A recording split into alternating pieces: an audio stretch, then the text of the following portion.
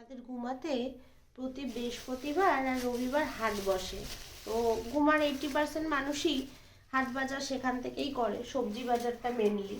তো আজকে আমি আর বর্মশাই দুজন মিলে বেরিয়ে পড়েছিলাম বাজারঘাট করতে। দেখো কত সবজি কিনেছি, আর শীতের সবজি মানে ব্যাগ ভরা বাজার বলো।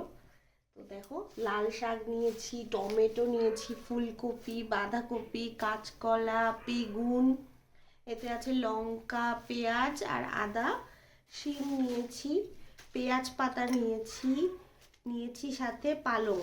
শীতকালে পালং শাকটা তো খুব ভালো লাগে বলো, পালং পনির বলো, পালং চানা বলো। আর নিয়েছি রাঙা আলু, বিনস, আর এটা ইয়েলো বেল পেপার। আর এটাতে আছে একটা স্পেশাল জিনিস যেটা শীতকালে খুব ওঠে, আমার আমারও খুব প্রিয়, বর্মশাইয়েরও খুব প্রিয়।